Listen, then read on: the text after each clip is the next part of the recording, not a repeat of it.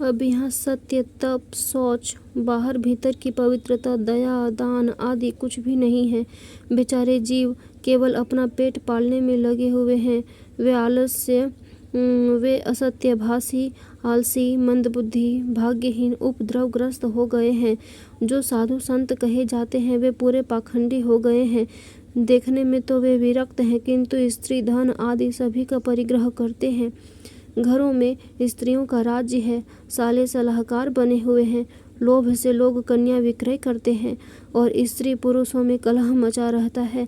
महात्माओं के आश्रम, तीर्थ और नदियों पर यवनों का अधिकार हो गया है। उन दूसरों ने बहुत से देवालय भी नष्ट कर दिए हैं। इस समय यहाँ न कोई योगी है, न सिद्ध है, न ज्ञानी है और न सत्कर्म करने वाला ही है।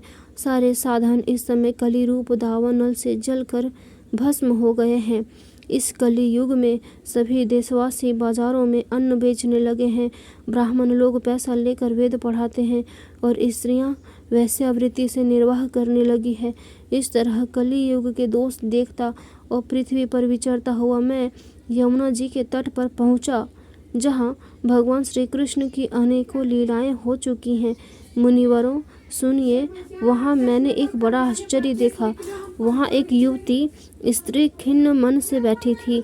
उसके पास 2 वृद्ध पुरुष अचेत अवस्था में पड़े जोर जोर से सांस ले रहे थे। वह तरुणी उनकी सेवा करती हुई कभी उन्हें चेत कराने का प्रयत्न करती और कभी उनको रोकने लगती, कभी वो आगे रोने लगती थी। वह अपने शरीर की रक्षक परमात्मा को 10 दिशाओं में देख रही थी।